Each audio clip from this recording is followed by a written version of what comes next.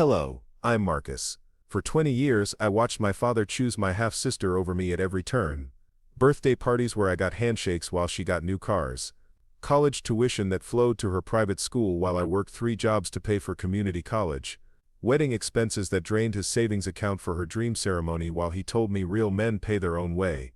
But the night she called from county lockup begging for bail money, something she didn't know was that I didn't just own property in this town anymore. I owned the jail she was sitting in. And what happened next changed everything between us forever.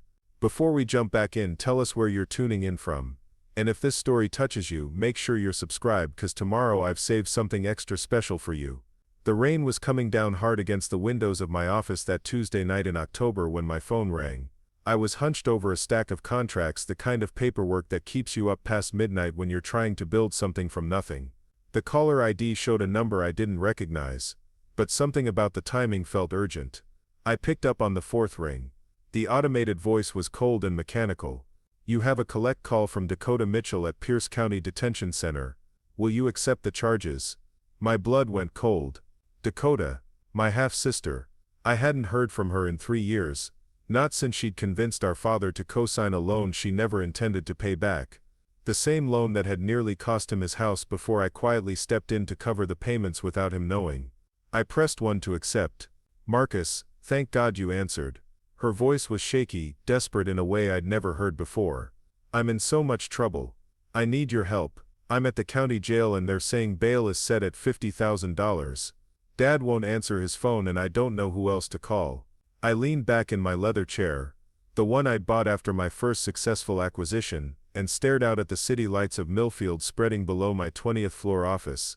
The irony wasn't lost on me. She was calling from Pierce County Detention Center, the same facility I'd purchased from the county 18 months ago as part of a broader investment in correctional services. She had no idea she was asking her estranged half-brother to bail her out of his own jail. "What are you charged with?" I asked, keeping my voice steady. There was a pause, then a shaky breath. "Financial fraud. Securities violations. They're saying I ran some kind of investment scam, but Marcus, I swear I was just trying to help people grow their money. The business got complicated, and some investors are claiming they lost everything, but it was never supposed to happen like this." I closed my eyes and rubbed my temples. Of course it was fraud.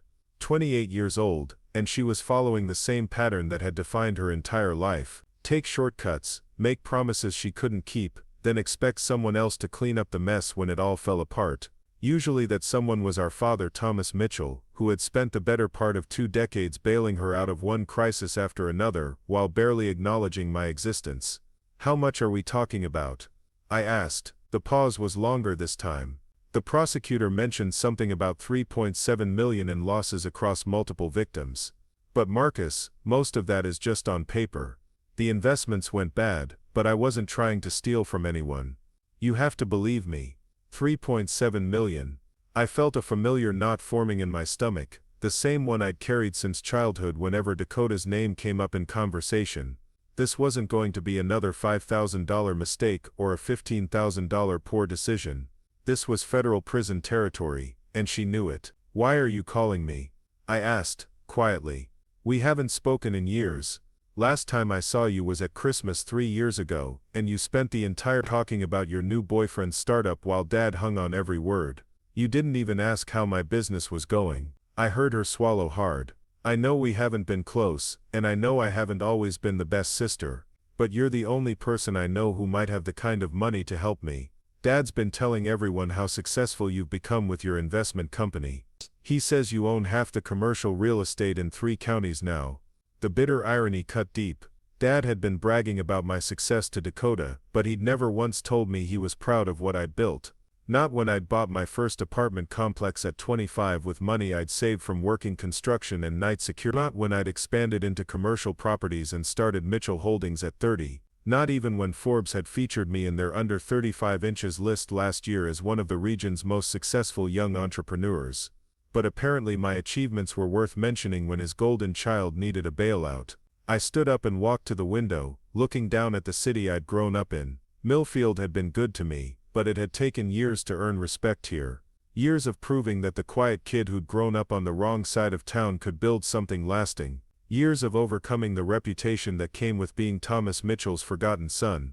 The thing is, Dakota, I said slowly, I'm not just successful in real estate anymore. My investment portfolio has expanded significantly over the past 2 years. I've diversified into infrastructure, municipal services, and public-private partnerships. That's incredible, Marcus. I knew you were smart with money, but I had no idea you'd gotten so big. So you can help me, right? 50,000 might seem like a lot to most people, but for someone at your level, it's probably like pocket change. I couldn't help but smile, though there was no humor in it. She still didn't get it. Even facing federal charges and sitting in a jail cell, Dakota couldn't see past her own assumptions about how the world worked. She thought success meant having money to throw around carelessly, the same way our father had thrown money at her problems for 2 decades. You want to know something interesting about my recent acquisitions? I asked, my voice taking on a tone she probably couldn't read. Last year I partnered with 3 other investment groups to bid on a package of underperforming municipal contracts.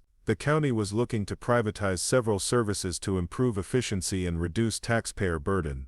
That sounds complicated, she said, and I could hear the impatience creeping into her voice. Look, Marcus, I'm really grateful that business is going well for you, but I'm kind of in a time crunch here. They're talking about transferring me to federal custody tomorrow if I can't make bail. Can you help me, or not? I'm getting to that, I said calmly. One of the contracts we won was for Pierce County Detention Center.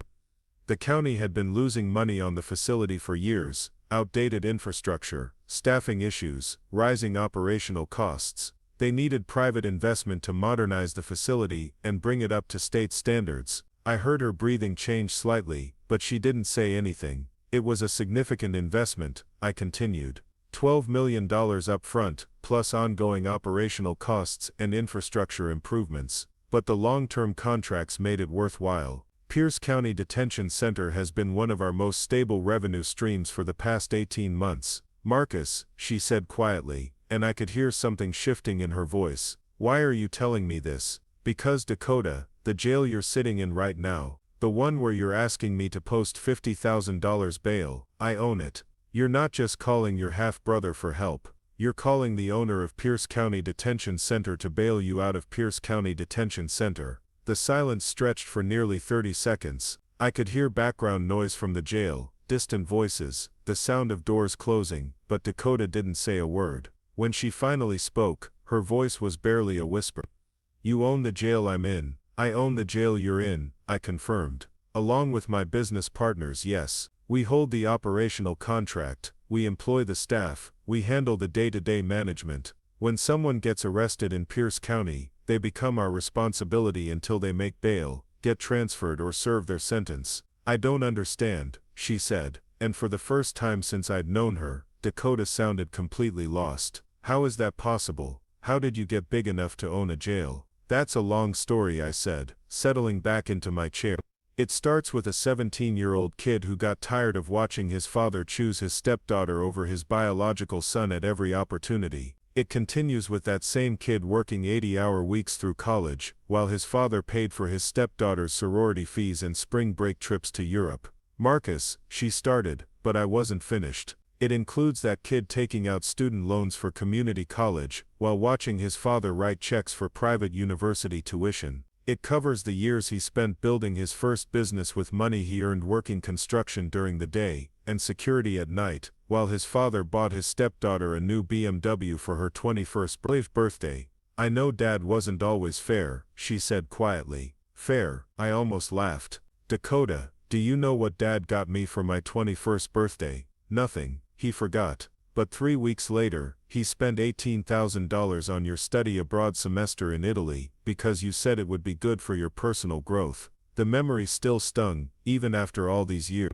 I'd been working 7 days a week trying to save money for my first real estate investment, eating ramen noodles and sleeping on a mattress on the floor of a studio apartment I shared with 2 other guys. Meanwhile, Dakota had been posting Instagram photos from Rome and Florence, talking about how the experience was changing her perspective on life. I remember that trip, she said softly.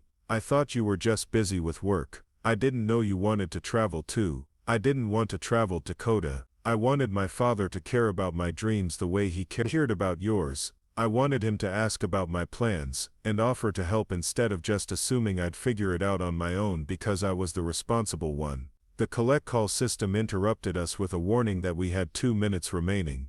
Dakota's voice became urgent again. Marcus, I'm sorry about all of that, I really am. Preparing and narrating this story took us a lot of time, so if you are enjoying it, subscribe to our channel, it means a lot to us. Now back to the story. But right now I need help. I'm facing serious charges, and if I don't make bail, they're going to transfer me to federal custody. I know we haven't been close, but you're my brother. Can you please help me? I stared at the contract spread across my desk, thinking about the path that had brought me to this moment. After years of being overlooked and underestimated, I'd built something substantial. Mitchell Holdings now managed over $200 million in assets. The Pierce County Detention Center was just one piece of a diversified portfolio that included office buildings, retail centers, apartment complexes, and municipal service contracts across 3 states. But success hadn't filled the hole that 20 years of paternal neglect had carved out of my chest. Money couldn't buy back the birthdays where I'd been an afterthought, the holidays where Dakota's achievements dominated the conversation while my accomplishments were mentioned in passing, if at all. Wealth couldn't undo the damage of growing up feeling like I had to prove my worth while my half-sister simply had to exist to be celebrated. You want to know the truth about your situation? I asked. Please, she whispered. $50,000 is nothing to me now. I could transfer that money tonight, and you could be out by morning. But here's what you don't understand, Dakota. This isn't about the money. This hasn't been about money for a long time. What do you mean? I mean that for 20 years I watched Dad treat you like his real child while treating me like a burden he inherited when he married my mother. I watched him pour hundreds of thousands of dollars into your education, your career, your mistakes, your dreams. Meanwhile, I was told that struggle builds character and handouts create weak men. Marcus, I never asked for any of that. Maybe not, but you took it. Every gift, every bailout, every second chance. You took it all, and never once questioned whether it was fair. You never wondered why your brother was working construction while you were studying art history in Europe. You never asked why Dad co-signed your car loan but told me I needed to build credit on my own. The automated system announced 1 minute remaining. I'm asking now, she said, desperation clear in her voice. I'm asking you to help me because you're my brother and because I'm sorry for all the ways I didn't see what was happening. I'm sorry Dad wasn't fair to you. I'm sorry I didn't stick up for you. I'm sorry I took everything for granted. I sat in silence for several seconds, listening to her ragged breathing through the phone. Part of me wanted to believe her apology was genuine. Part of me wanted to be the bigger person and post her bail to prove that I was better than the resentment I'd carried for so long. But another part of me, the part that had been dismissed and overlooked for 2 decades, wanted something else entirely. Dakota, I said finally, I need you to understand something about where you are right now. Pierce County Detention Center isn't just another jail. Under our management, it's become a model facility for the region. We've invested millions in upgrades, staff training, rehabilitation programs. The recidivism rate for people who serve time here has dropped 30% since we took over. Okay, she said uncertainly. What I'm trying to tell you is that the conditions you're experiencing right now, the clean facilities, the professional staff, the programs available to inmates, that's all because of investments I made. Investments I made with money I earned while Dad was telling me that real men don't need help. The irony is perfect, don't you think? You're asking the son Dad ignored to bail you out of the jail that son now owns. The line went quiet, except for the background noise. When Dakota spoke again, her voice was so quiet I had to strain to hear her. So you're not going to help me. I'm going to do something better than help you, I said. I'm going to give you the same gift Dad gave me for 20 years. The gift of figuring it out on your own. The gift of facing consequences without a safety net. The gift of learning what it means to be responsible for your choices. Marcus, please. You have options, Dakota.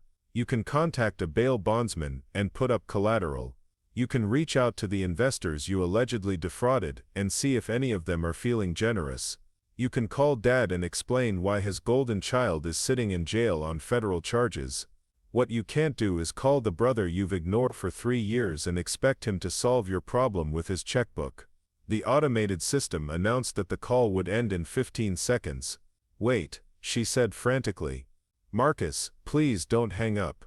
We need to talk about this. There has to be something I can do to make this right between us." "Maybe there is," I said. "You're going to have plenty of time to think about it. Pierce County Detention Center has an excellent library, and the meals have improved significantly since we took over. I think you'll find it's not as bad as most jails. We take pride in maintaining humane conditions."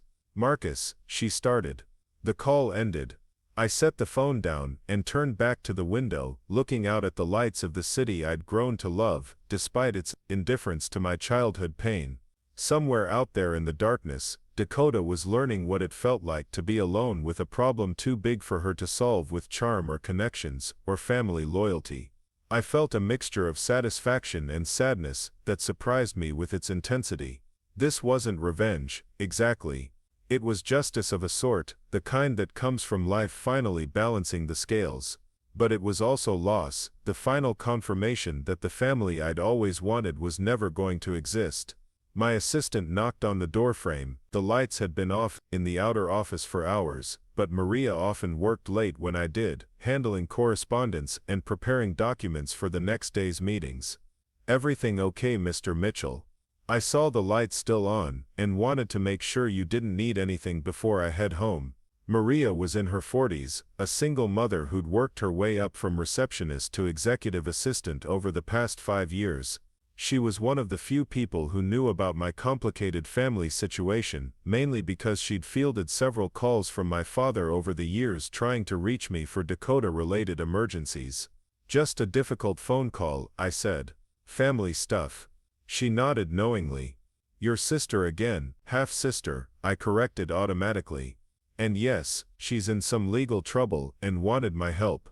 "Ah," Maria said, and I could hear the understanding in her voice. "Let me guess, financial help." I couldn't help but smile slightly. "You know the pattern, Mr. Mitchell," she said, settling into one of the chairs across from my desk. "May I speak freely?" "Of course. I've been watching you build this company for 5 years now. I've seen you work 18-hour days, risk everything on deals that kept me up at night with worry, and sacrifice personal relationships to build something meaningful. You've created jobs for hundreds of people, invested millions in this community, and turned yourself into one of the most respected businessmen in the region. I appreciate that, Maria, but I'm not sure where you're going with this. What I'm saying is that you don't owe anyone anything, especially people who only call when they need something. Family doesn't get to treat you like a bank and then act surprised when you decline to make a withdrawal." Her words hit closer to home than I expected. Maria had grown up in a similar situation, the responsible child in a family that took her stability for granted while coddling her younger siblings through crisis after crisis. She understood the weight of being the one everyone expected to fix things, while never being the one anyone celebrated. "The thing is," I said, "I could help her. $50,000 wouldn't even make a dent in my cash flow. I could have her out by morning, and she'd never have to know that I let her spend a night in jail that I own." "But that's not really what this is about, is it?" Maria asked gently. "No, it's not." She stood up and gathered her purse from the chair. "For what it's worth, I think you're making the right choice. Sometimes the kindest thing you can do for someone is let them face the consequences of their actions. Maybe this will be the wake-up call she needs." After Maria left, I stayed in the office for another hour, reviewing the contracts and financial reports that had kept me busy before Dakota's call. The Pierce County Detention Center was performing exactly as projected, generating steady revenue while providing improved services to the county and better conditions for inmates. It was a success story by any measure, the kind of public-private partnership that proved businesses could profit while serving the community. But sitting there, in the quiet of my office, I couldn't shake the image of Dakota alone in a cell, probably scared and confused, and beginning to realize that the safety net she'd relied on her entire life might not catch her this time. I pulled up the internal monitoring system we use to track facility operations. With a few clicks, I could access real-time information about occupancy rates, staffing levels, and individual inmate records. I found Dakota's booking information easily enough. She'd been processed 3 hours ago, photographed and fingerprinted, issued standard jail clothing, and assigned to a cell in the women's wing. No incidents reported, no special accommodations requested. According to the system, she'd made 4 phone calls since being processed, 1 to our father, which had gone to voicemail, 1 to someone named Jessica, which had lasted 3 minutes, 1 to a number listed as Brandon Attorney, which had gone unanswered. And then the call to me. I stared at the screen for a long time, thinking about the choices that had led both of us to this moment. Dakota's choices were obvious, the pattern of poor decisions and ethical shortcuts that had finally caught up with her. But my choices were less clear, at least to me. Had I become successful to prove something to my father, or had I genuinely wanted to build something meaningful? Was I refusing to help Dakota because I believed it was the right thing to do, or because I wanted her to experience the isolation I'd felt for so many years? The truth was probably somewhere in between. Success had been my way of demanding the respect I'd never received as a child, but it had also become something more important than that. Mitchell Holdings wasn't just about proving my worth to people who dismissed me. It was about creating something lasting, something that would outlive family drama and childhood wounds. As for Dakota, I genuinely believed that bailing her out would be doing her a disservice. She was 28 years old and had never faced real consequences for her actions. Our father had always been there with his checkbook, and when his resources weren't enough, she'd found other people to enable her poor choices. Maybe a night in jail, or several nights, would finally teach her that actions have consequences. But I also couldn't deny the satisfaction I felt knowing that she was finally experiencing what it meant to ask for help and be told no. For once in her life, she was the one who needed something she couldn't get, and I was the one who had the power to help or refuse. I closed the monitoring system and shut down my computer. It was nearly 2 in the morning, and I had a breakfast meeting with potential investors at 7. As I gathered my things and prepared to leave, I thought about what tomorrow would bring. Dakota would wake up in Pierce County Detention Center, probably still hoping that someone would come to her rescue. Our father would eventually get her voicemail and would likely call me, demanding that I help his daughter. But for the first time in my life, I held all the cards in this family drama. I owned the jail she was sitting in. I had the money she needed. I had built the success that our father now bragged about to other people. And I had the power to choose whether to extend mercy or let justice run its course. The elevator ride down to the parking garage was quiet, just the hum of machinery and the soft ping of floor numbers. When the doors opened, I walked across the mostly empty concrete space to where my car was parked. It was a Tesla Model S, not flashy but reliable and efficient, like most of my purchases. I'd learned early that real wealth wasn't about showing off but about making smart decisions that compounded over time. As I drove through the empty streets of downtown Millfield toward my house in Riverside Heights, I thought about the conversation I'd had with Dakota. She'd sounded genuinely surprised to learn about my success, as if she'd never really considered that the quiet, responsible brother might amount to anything significant. But she'd also sounded desperate in a way that made me feel both vindicated and sad. The house I'd bought 2 years ago sat on 3 acres overlooking the Millfield River, a restored colonial with modern additions that had cost me nearly $2 million. It was more space than I needed as a single man, but I'd wanted something that felt permanent, something that said I belonged in this community regardless of how I'd grown up. I parked in the circular driveway and walked up the stone steps to the front door, thinking about the cramped apartment I'd shared in college while Dakota had been living in a sorority house with a meal plan and a cleaning service. The contrast wasn't lost on me now, and neither was the irony that she was spending the night in a jail cell while I was going home to a house that most people would consider a mansion. Inside, I poured myself a glass of scotch and sat in the leather chair by the window that looked out over the river. The water was dark in the moonlight, moving slowly toward the bay several miles downstream. I'd spent many evenings in this chair, reading industry reports and planning acquisitions, but tonight I found myself thinking about family and forgiveness and the complicated mathematics of justice. My phone buzzed with a text message. I expected it to be Dakota, somehow finding a way to message from jail, but the sender surprised me. It was my father, Marcus. Dakota called and said, "You own the jail she's in. Is that true? Call me as soon as you get this. We need to talk." I stared at the message for several minutes, then set the phone aside without responding. Whatever conversation awaited me with Thomas Mitchell could wait until morning. Tonight I wanted to sit with the strange mix of emotions that Dakota's call had stirred up, to understand what I was really feeling beneath the satisfaction and the sadness. The scotch was smooth and warming, a 25-year-old single malt I'd bought to celebrate closing the Pierce County contract. I'd imagined sharing it with friends or colleagues, but most of my relationships were professional rather than personal. Success had brought me respect and financial security, but it hadn't filled the social connections I'd sacrificed along the way. Tomorrow would bring new challenges and complications. My father would demand explanations and probably try to guilt me into helping Dakota. She would likely call again, perhaps with a different strategy or a more desperate plea. The media might get hold of the story if her case went public, and the irony of a woman being held in her half-brother's jail would make for compelling headlines. But tonight, for the first time in 20 years, I felt like I had some control over the family dynamics that had shaped my entire life. Dakota needed something from me, and I had the power to choose whether to give it.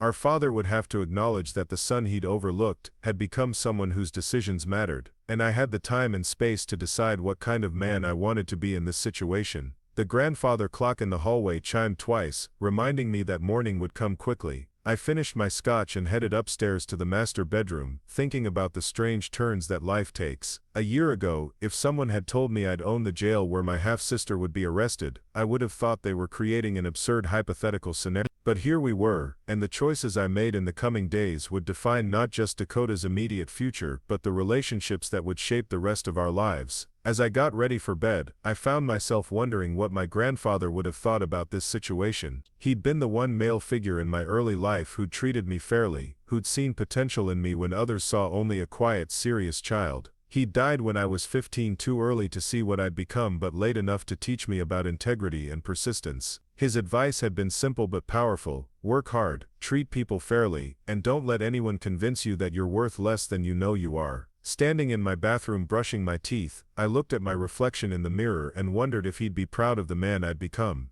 The financial success would have impressed him, but he'd have been more interested in how I'd achieved it and what I planned to do with it. He'd have wanted to know if I was using my advantages to help others or just to prove a point. The question that would keep me awake, I realized, was whether refusing to bail out Dakota was justice or revenge, and whether there was really a difference in this situation. She'd benefited from unfair advantages her entire life, while I'd been forced to create my own opportunities. Now the tables were turned, and she was learning what it felt like to need help from someone who had every reason to say no. As I settled into bed, I thought about the conversation we'd have the next time she called, because she would call again, that much was certain. And when she did, I'd have to decide whether the man I'd become was someone who extended mercy to family members who'd never shown him the same consideration, or someone who believed that justice sometimes required people to face the consequences of their choices alone. Either way, tomorrow would bring the next chapter of a story that had been 20 years in the making, and for the first time since childhood, I would be the one writing it.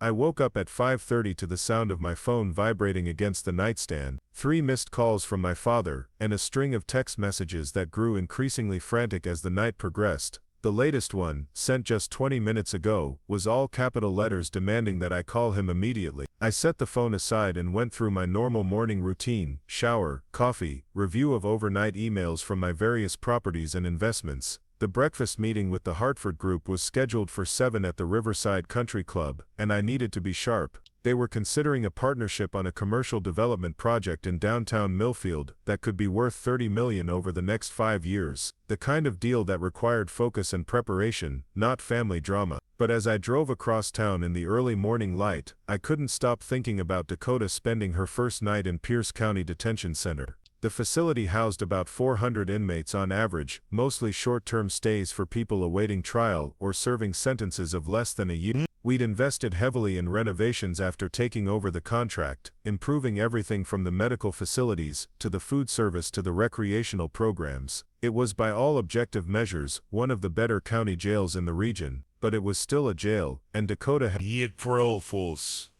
replaced what the code here, the Stivert environment. She'd grown up in suburban comfort, attended private schools, spent her 20s in trendy apartments and upscale social circles. The reality of concrete walls and metal doors and institutional schedules would be hitting her hard about now. The Hartford group meeting went well. Jonathan Hartford and his team were impressed with our track record and the financial projections we'd prepared for the downtown project. We talked about timelines and financing structures and the potential for additional partnerships down the road. It was the kind of business relationship I'd worked years to cultivate, built on mutual respect and proven performance rather than family connections or social networks. After we shook hands and agreed to move forward with preliminary plan, I sat in my car for a few minutes before heading to the office. The morning sun was bright against the windshield, and I found myself thinking about the path that had brought me to this point. 10 years ago, I'd been scrambling to put together financing for my first major acquisition, a rundown apartment complex that needed extensive renovations. Now I was discussing $30 million developments with some of the most respected investors in the region. But success hadn't erased the memories of being 12 years old and watching my father write a check for Dakota's horse riding lessons while telling me that I couldn't join the Little League because we needed to be more careful with money.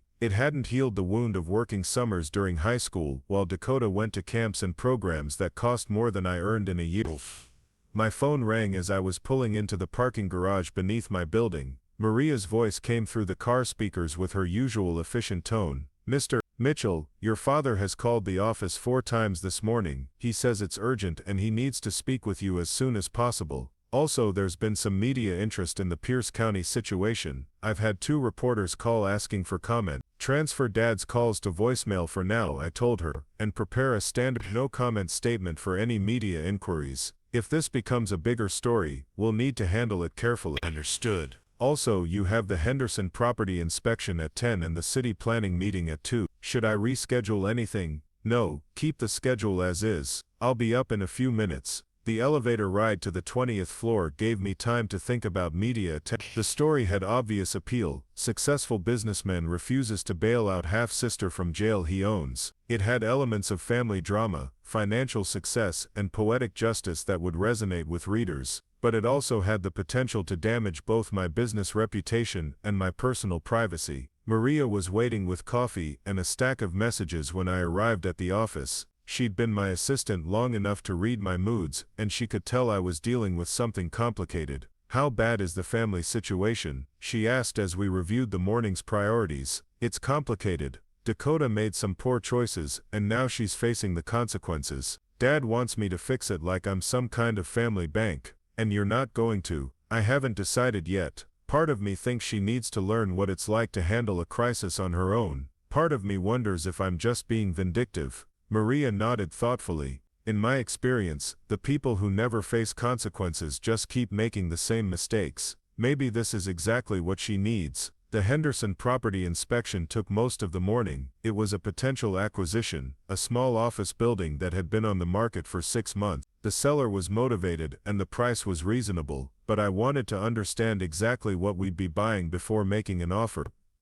The building had good bones but needed updates to the electrical system and HVAC units. As we walked through the empty offices, my phone buzzed with another call from my father. I let it go to voicemail, but the persistence was starting to wear on me. 24 years old when I'd bought my first property, I'd called him excited to share the news of my first real business success. He'd listened politely for about 2 minutes before changing the subject to Dakota's new job at a marketing firm. That memory still stung, and it reminded me why I'd stopped sharing good news with him years ago. The voicemail he left was different from his usual tone. "Marcus, I know you're angry about things that happened when you were younger, but Dakota is family, and she needs help. I can't cover $50,000 in bail money, but I know you can. Please don't let our past issues affect her future. Call me back." I almost laughed at the irony. Now that Dakota needed something from me, suddenly our past issues were just water under the bridge. 20 years of preferential treatment and dismissive attitudes could be overlooked if it meant solving his daughter's current crisis. The city planning meeting that afternoon was routine, a review of proposed zoning changes that could affect several of my properties. I'd learned early in my business career that success in real estate required staying involved in local politics and planning processes. Half the room consisted of people I'd done business with over the years, city council members and developers and business owners who'd watched me grow from a young man with ambitious ideas to someone whose opinions carried weight in these discussions. After the meeting, I ran into Robert Chen, a fellow developer who'd become something close to a friend over the past few years. He'd heard about the media calls and wanted to know if everything was all right. "Just family drama," I told him as we walked to the parking lot. "My half-sister got herself into some legal trouble and expects me to bail her out." Robert nodded knowingly. He'd built his own construction business from nothing after immigrating from Taiwan, and he understood complicated family dynamics. His parents had sacrificed everything to give his younger brother opportunities while expecting Robert to support himself from a young age. "Let me guess," he said with a slight smile. "The sibling who always got everything handed to them is suddenly discovering what consequences feel like." "Something like that."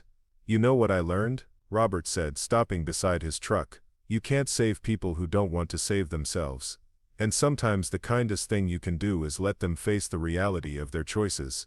The drive home that evening took me past Pierce County Detention Center. It wasn't intentional, just the route I always took from downtown to Riverside Heights, but seeing the facility made Dakota's situation feel more real. The building looked institutional but well maintained, with new fencing and updated lighting that we'd installed as part of the renovation project. I found myself wondering what she was doing at that moment. Probably trying to call other people who might help her, working through a mental list of friends and family members and professional contacts. Maybe she was starting to realize how small her actual support network was when she needed something more substantial than social companionship. At home, I poured another glass of scotch and sat in the leather chair by the window. The river was calm in the evening light, reflecting the colors of the sunset. I'd bought this house because the view reminded me that some things were permanent and beautiful regardless of human complications. But tonight, even the peaceful scene couldn't quiet the thoughts racing through my mind. My phone rang just after 8 o'clock. This time it wasn't my father or Dakota. The caller ID showed a number I didn't recognize, but something told me to answer. "Mr. Mitchell, this is Detective Sarah Rodriguez with the Pierce County Sheriff's Office.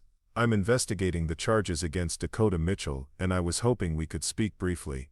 I sat up straighter in my chair. "Of course, Detective. What can I help you with?"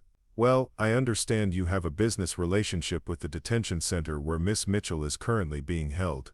I also understand she's your half-sister, and she contacted you last night requesting bail assistance." "That's correct.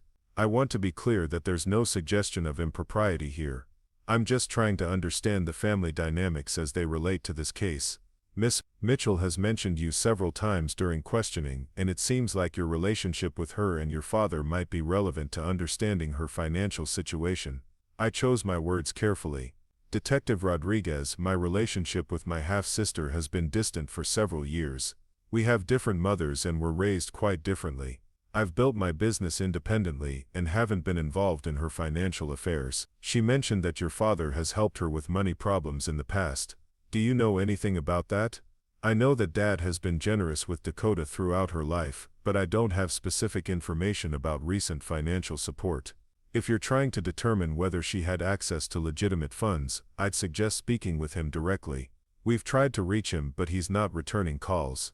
"Any idea why?" "Probably because he doesn't want to discuss his financial situation with law enforcement. Or maybe he's embarrassed about what Dakota has done." The detective was quiet for a moment. "Mr. Mitchell, can I ask you a personal question?" "Go ahead." "Your sister, half-sister, whatever, she seems to think you have some kind of grudge against her. She's mentioned several times that her family treats you unfairly, and she's worried that might affect your willingness to help her.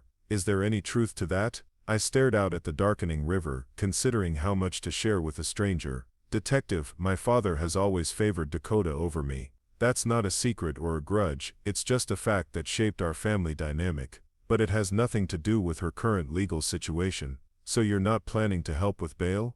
"I'm not planning to enable her poor choices, if that's what you're asking. Dakota is 28 years old and has never faced serious consequences for her actions. Maybe it's time she learned what accountability looks like." After we hung up, I realized that the detective's call had crystallized something for me. This wasn't just about money or family history or even justice. It was about the difference between helping someone and enabling them. Dakota had spent her entire adult life knowing that someone would bail her out of whatever mess she created. Our father had taught her that consequences were temporary inconveniences that could be solved with money or influence. But real life didn't work that way for most people. Real life was working extra shifts to pay for college while watching your half-sister post vacation photos from Europe. Real life was being told you needed to earn respect while watching someone else receive it automatically. Real life was building something from nothing while others inherited advantages they'd never had to fight for. My phone buzzed with a text message from an unknown number, probably sent through some kind of jail communication system. "Marcus, it's Dakota. I know you're angry, and I understand why. But I'm scared and I don't know what to do. Can we please talk when you have time? I promise I'll listen this time. I read the message 3 times before setting the phone aside. The desperation in her words was clear, but so was the underlying assumption that talking would lead to helping. She still believed that the right conversation, the right apology, the right appeal to family loyalty would convince me to solve her problem. What she didn't understand was that I'd already solved my problem. The problem of being overlooked and undervalued and taken for granted. The problem of watching advantages flow to someone who'd never had to earn them. The problem of building success while carrying resentment about unfairness that stretched back to childhood.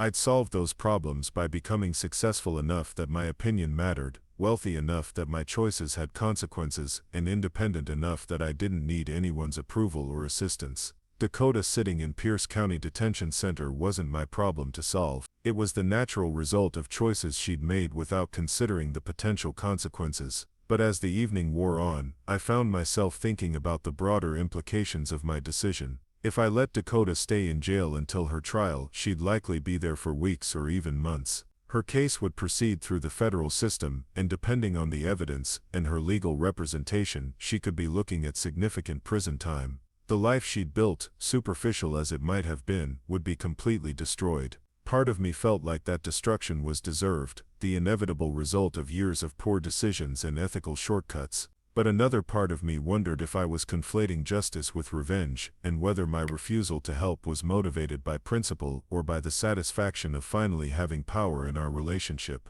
The grandfather clock in the hallway chimed 10 times, reminding me that I had an early meeting the next morning with potential investors in a new retail development. I needed to focus on business, on the future I was building rather than the past I was trying to resolve. But as I headed upstairs to bed, I couldn't shake the feeling that the next few days would determine not just Dakota's future but the kind of person I was becoming. Success had given me options I'd never had before, including the option to show mercy to someone who'd never shown me the same consideration. The question was whether exercising that power would make me a better person, or just someone who'd learned to use wealth the same way others had used it against me. I woke up Thursday morning to find 6 more missed calls from my father and a new development that changed everything. Maria called me at home, something she'd never done before, her voice tight with concern. "Mr. Mitchell, you need to see the morning news. Channel 7 is running a story about your sister and the jail situation. It's not good." I turned on the television and found the local news broadcast.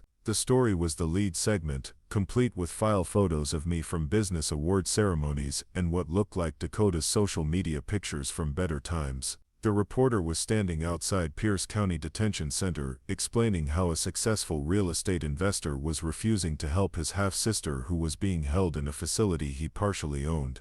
But the angle was different from what I'd expected. Instead of focusing on family drama or poetic justice, the story was raising questions about conflicts of interest and potential ethical violations. A local attorney they'd interviewed suggested that my ownership stake in the detention center created a problematic situation where I might benefit financially from Dakota's continued incarceration. The reporter mentioned that the daily housing cost per inmate was over $200 paid by the county to my management company. She calculated that if Dakota remained in jail for a month awaiting trial, Pierce County would pay my company over $6,000 for her housing and supervision. The implication was clear: I had a financial incentive to keep her locked up. I turned off the television and called Maria back. "Get me a meeting with our public relations consultant this morning, and prepare a detailed statement about our ethical practices and conflict of interest policies. This is about to become a much bigger story." The drive to the office was different than usual. I found myself checking the rearview mirror and wondering if reporters might be following me. The comfortable anonymity I'd enjoyed despite my business success was clearly over, replaced by the kind of public scrutiny that came with controversial family situations. David Marsh, our PR consultant, was waiting in the conference room when I arrived. He'd already pulled together a file of news coverage and social media posts about the situation. The story was spreading beyond local news, picked up by regional outlets, and generating significant online discussion. "The conflict of interest angle is problematic," he said without preamble. "Even though you're technically doing nothing wrong, the optics are terrible. People see a wealthy man profiting from his sister's incarceration. Half-sister, I corrected automatically. That distinction isn't going to matter to the public. What matters is that you look like someone who values money over family loyalty. I sat down across from him, feeling the weight of decisions that had seemed clear-cut just days ago. So what do you recommend? David opened his laptop and pulled up what looked like a crisis management timeline. You have 3 options. Option 1, post bail immediately and take the high road. Issue a statement about family values and second chances. Option 2, divest your interest in the detention center to eliminate the conflict. Option 3, ride it out and hope the story dies down. And your recommendation? Honestly, post bail, the financial cost to you is minimal, but the reputational cost of this story could be significant. Your business depends on relationships and trust. This makes you look vindictive and greedy. I stared at the timeline he'd created, thinking about how quickly things had changed. 2 days ago, this had felt like a private family matter where I finally had some control. Now it was a public relations crisis that could affect everything I'd built. Let me think about it, I told David. In the meantime, prepare statements for all 3 scenarios and monitor the coverage closely.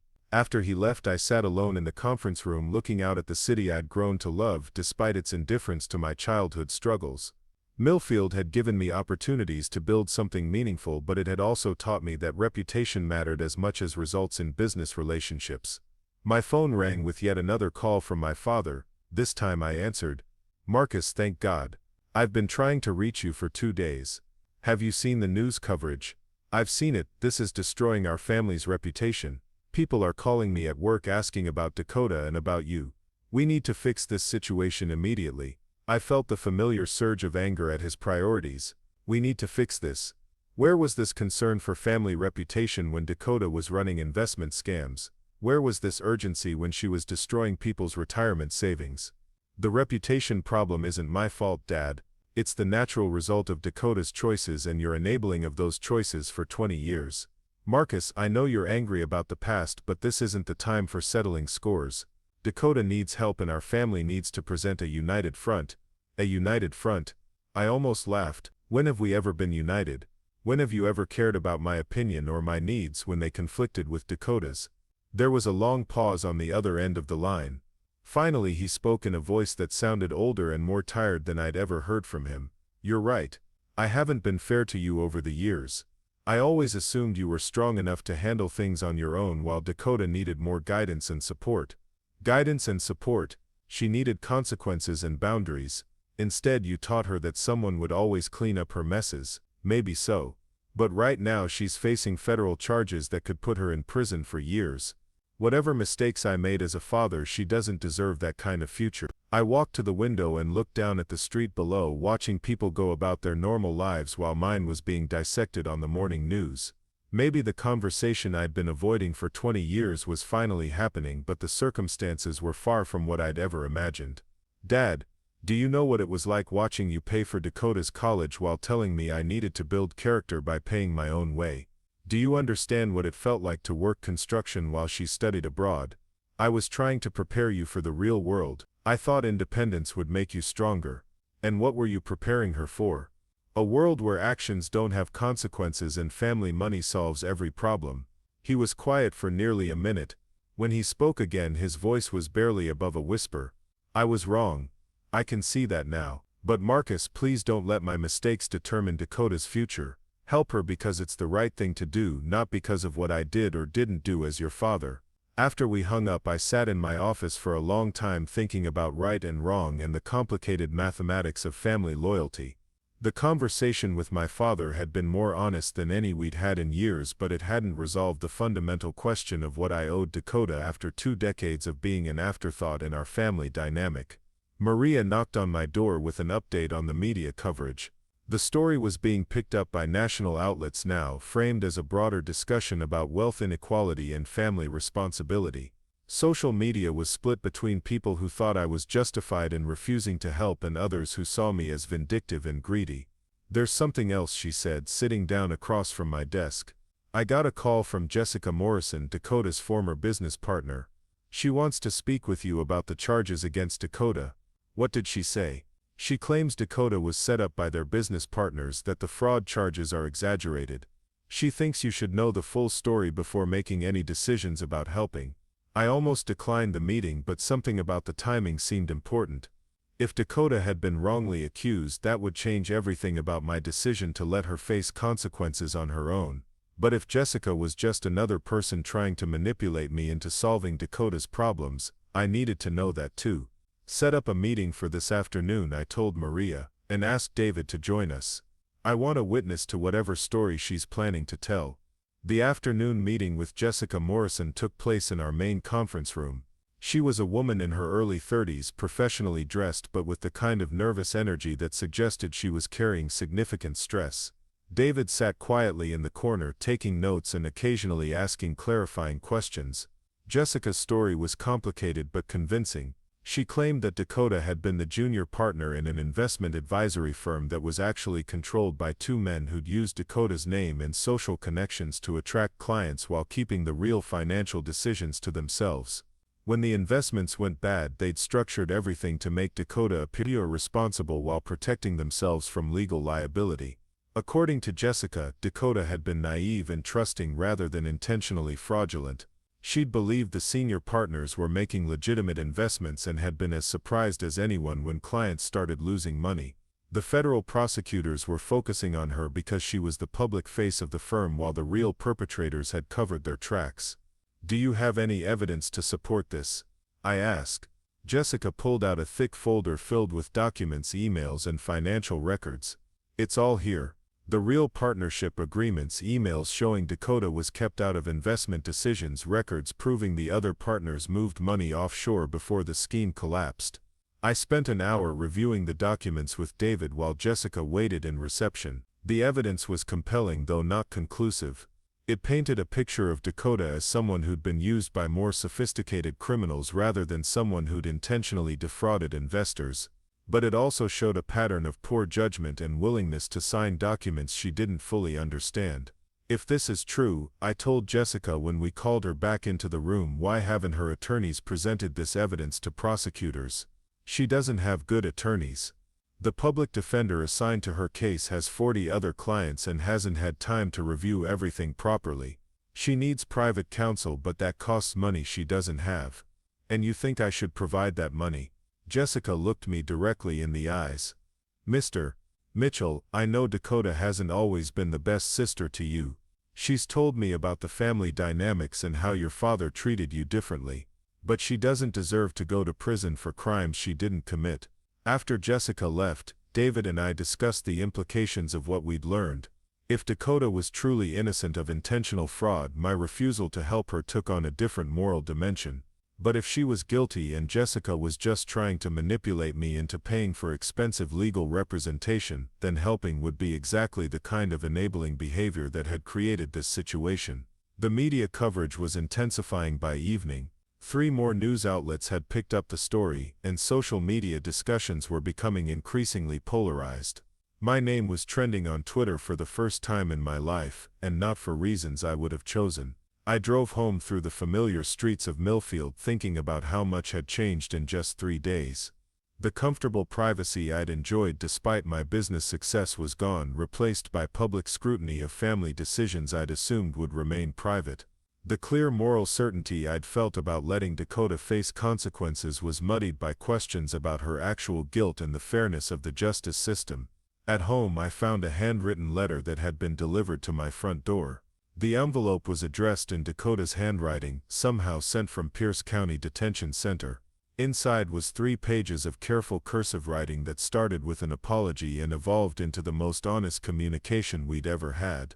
She acknowledged the advantages she'd received throughout her life and the ways she'd taken my sacrifices for granted. She admitted that she'd made poor decisions and trusted the wrong people, but she also maintained her innocence of intentional fraud. Most importantly, she wrote about what the past 3 days in jail had taught her about consequences and accountability. The letter ended with a paragraph that stayed with me long after I'd finished reading. "Marcus, I don't expect you to save me from this situation. I know I haven't earned that kind of loyalty from you, but I want you to know that I finally understand what you've been trying to tell me for years. Actions have consequences and I need to face mine regardless of who helps or doesn't help me. If I get through this, I want to be the kind of person who deserves to be your sister." I read the letter twice, then folded it carefully and set it on the table beside my chair. Outside, the river moved slowly in the moonlight, carrying whatever debris had fallen into it downstream toward the bay. I thought about currents and momentum and the way some things could be carried away while others remained stuck in place. Tomorrow would bring new developments in Dakota's case and new pressures to make a decision about helping her. The media attention would likely intensify, and my reputation would continue to be debated by people who knew nothing about our family history or the choices that had brought us to this point. But tonight, for the first time since this crisis began, I felt like I understood what Dakota was really asking from me. Not just money for bail or legal expenses, but the chance to prove that she could be accountable for her choices while still being worthy of family loyalty. The question was whether I was ready to give her that chance and whether I could do it in a way that honored both justice and mercy. The grandfather clock chimed midnight as I headed upstairs carrying Dakota's letter with me. Tomorrow would determine not just her future but the kind of family we might become if we could find our way through this crisis together. Friday morning arrived with a phone call that changed everything. It was 7:15 and I was reviewing financial reports over coffee when my phone rang with a number I recognized as the federal prosecutor's office. Assistant District Attorney Catherine Walsh introduced herself with the kind of professional courtesy that usually preceded bad news. Mitchell, I'm calling regarding your half-sister's case. We've received some new information that significantly impacts the charges against Miss Mitchell. I was hoping we could arrange a meeting to discuss the situation. The meeting was set for 10 o'clock at the federal building downtown. I called David Marsh and asked him to accompany me, suspecting that whatever news awaited would have implications beyond Dakota's legal situation. The media attention had reached a fever pitch overnight, with opinion pieces in 3 major newspapers debating the ethics of my position and talk radio hosts taking calls from listeners who had strong opinions about family responsibility. Catherine Walsh was a woman in her 40s with steel gray hair and the kind of direct manner that comes from years of prosecuting complex financial crimes. She got straight to the point as soon as we were seated in her office. Mr. Mitchell, we've arrested Marcus Chen and David Rodriguez, the senior partners in Dakota's investment firm. They were attempting to board a flight to the Cayman Islands yesterday evening with fake passports and over $2 million in cash. Under interrogation, both men have admitted to using your half-sister as a front for their operation. I felt something shift in my chest, a mixture of relief and regret that was difficult to process. So Dakota was telling the truth about being set up? Based on the evidence we've recovered and the confessions we've obtained, yes. Miss Mitchell was naive and perhaps negligent in her oversight responsibilities, but she wasn't the mastermind of this fraud scheme. The real perpetrators manipulated her social connections and family background to gain credibility with investors. What does this mean for the charges against her? We're dropping the major fraud charges and reducing this to a misdemeanor charge of negligent oversight. With time served and a plea agreement, she could be released as early as next week with probation and community service. I sat in stunned silence for several seconds, processing the implications of what I'd just learned. For 3 days I'd been wrestling with questions about justice and mercy, wondering whether helping Dakota would be enabling her poor choices or showing appropriate family loyalty. Now it turned out that the moral framework I'd been using was based on incorrect assumptions about her guilt. David asked the practical questions about media statements and legal procedures while I tried to understand what this meant for the decisions I'd made and the relationship I'd damaged. Dakota had spent 5 days in Pierce County Detention Center not because she'd committed serious crimes but because I'd been too proud and too hurt by our family history to help her when she needed it most. After we left the prosecutor's office, David and I sat in my car in the federal building parking lot discussing the public relations implications of this development. The story that had made me look vindictive and greedy would now make me look worse, like someone who'd let an innocent family member suffer in jail rather than admit I might have been wrong. You need to post bail immediately, David said. And we need to get ahead of this story before someone else breaks the news about the drop charges. The optics are terrible if it looks like you only decided to help after you found out she was innocent. I drove to Pierce County Detention Center with a certified check for $50,000, thinking about the irony of posting bail at a facility I owned for a sister I'd misjudged.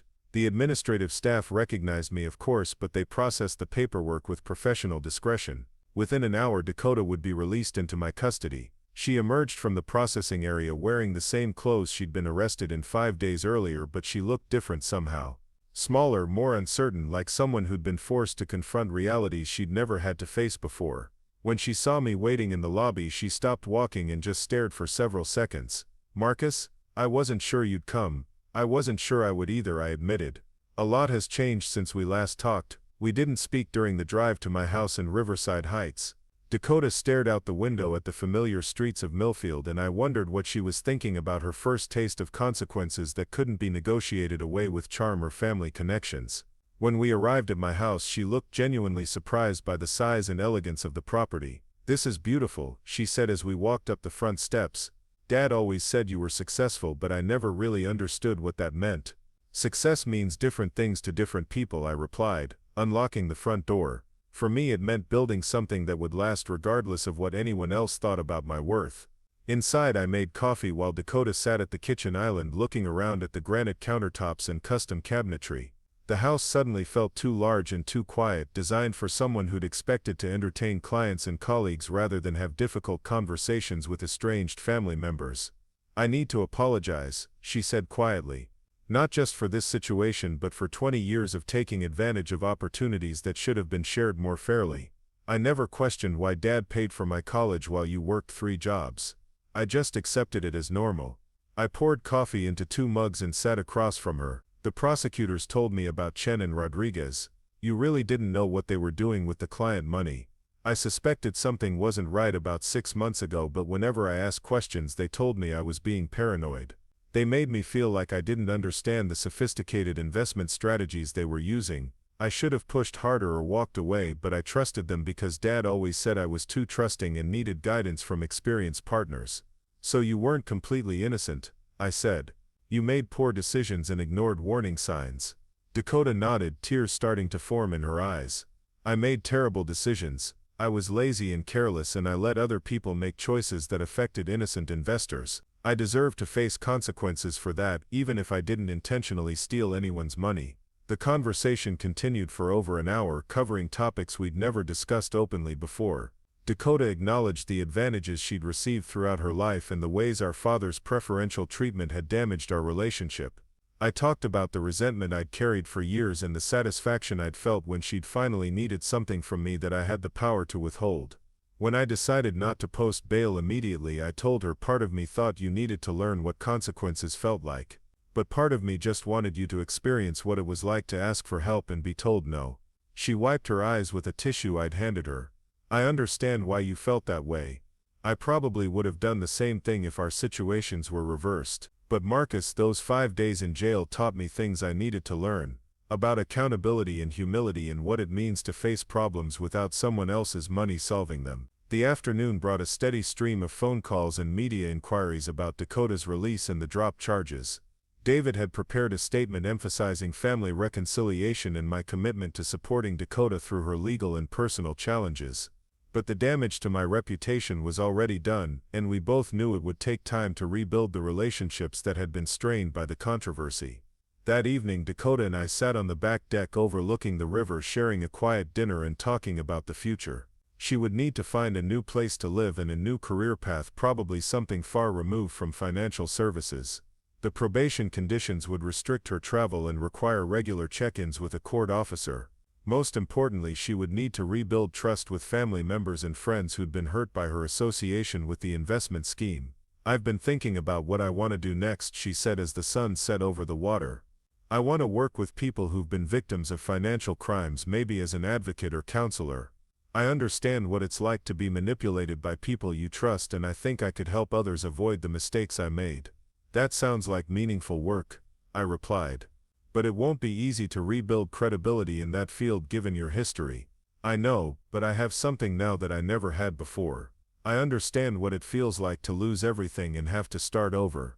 That might be valuable to people who are going through similar experiences."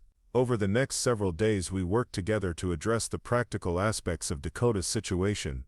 I helped her find a small apartment in a quiet neighborhood and connected her with a career counselor who specialized in helping people rebuild after legal troubles. More importantly, we began the slow process of rebuilding a relationship that had been damaged by years of resentment and misunderstanding. The media attention gradually faded as other stories took precedence in the news cycle. My business relationships, while strained by the controversy, proved resilient enough to weather the storm. The Hartford Group project moved forward as planned, and several other deals that had been put on hold resumed normal progress. But the most significant change was in my relationship with my father. He called a week after Dakota's release to ask if we could meet for dinner, just the two of us. We chose a quiet restaurant away from downtown where we could talk without being recognized or overheard. "Marcus," he said after we'd ordered, "I owe you an apology that's about 20 years overdue. I thought I was helping Dakota by giving her more support, but I was actually doing both of you a disservice. I was teaching her that she didn't need to be accountable for her choices, and I was teaching you that your worth depended on proving yourself without help. It wasn't just the money, Dad. It was the attention, the celebration of her achievements while mine went unnoticed, the assumption that she needed protection while I needed challenge." He nodded slowly, looking older than I'd ever seen him. "I was wrong. I can see now that my approach created an unfair dynamic that hurt both of you in different ways. Dakota never learned to be truly independent, and you learned not to trust that your family would support you when you needed it." The conversation was painful but necessary, covering ground that we'd both avoided for years. He talked about his own childhood, where he'd been forced to be independent from a young age, and how he'd tried to spare Dakota from similar struggles without realizing the damage he was causing. I talked about the loneliness of building success without family celebration and the resentment of watching advantages flow to someone who'd never had to earn them. By the end of dinner, we hadn't resolved all the hurt and misunderstanding that had accumulated over the years, but we'd made a start. For the first time in my adult life, I felt like my father saw me as an individual rather than just the responsible son who could handle whatever challenges came his way. 3 months later, Dakota had settled into her new life with a stability I'd never seen from her before. She'd found work at a non-profit organization that helped seniors avoid financial scams, and she was genuinely good at the job. Her personal experience with being manipulated by unscrupulous partners gave her credibility with clients who might not trust someone without similar experiences. We met for lunch once a week, usually at small restaurants where we could talk without interruption. The conversations were different from any we'd had growing up, more honest and direct, with both of us willing to acknowledge mistakes and work toward better understanding. "I've been thinking about what happened," she said during one of these lunches. "If you had posted bail immediately, I would have learned nothing from this experience. I would have gone back to my old life and probably made similar mistakes in the future. But if I'd refused to help permanently, I would have become someone who values being right more than being compassionate. Neither extreme would have been good for either of us." She smiled, the first genuinely happy expression I'd seen from her since childhood. "So you found a middle path. You let me face consequences long enough to learn from them, but you didn't abandon me completely." Looking back now, 6 months after Dakota's arrest and release, I can see that the crisis forced all of us to confront truths we'd been avoiding for years. Dakota had to learn that actions have consequences and that charm and family connections couldn't solve every problem. My father had to acknowledge that his well-intentioned but misguided favoritism had damaged both of his children in different ways. And I had to learn that mercy and justice weren't opposites but could coexist in a way that honored both accountability and compassion. The business I'd built continued to prosper, with new contracts and partnerships that proved my reputation could survive temporary controversy. Pierce County Detention Center remained a successful investment, generating steady returns while providing improved conditions for inmates. But the experience had taught me that financial success without meaningful relationships was hollow, and that family bonds, however complicated, were worth preserving when possible. Dakota and I would never have the uncomplicated sibling relationship that some families enjoy. Too much history and hurt had passed between us for that kind of easy intimacy. But we had built something more valuable, a relationship based on mutual respect and honest communication rather than assumptions and resentment. The grandfather clock in my hallway still chimes the hours, marking time that can't be recovered but also pointing toward a future that doesn't have to repeat the patterns of the past. Sometimes justice requires letting people face the consequences of their choices. Sometimes mercy requires offering help even when it hasn't been earned. And sometimes wisdom requires knowing the difference and acting accordingly. In the end, the night Dakota called from Pierce County Detention Center became a turning point for our entire family. Not because I owned the jail she was sitting in, but because the crisis forced all of us to examine who we were and who we wanted to become. The power I'd gained through success gave me choices I'd never had before, including the choice to extend grace to someone who'd never shown me the same consideration. Using that power wisely turned out to be more complicated and more important than I'd ever imagined. Up next, you've got 2 more standout stories right on your screen. If this one hit the mark, you won't want to pass these up. Just click and check them out.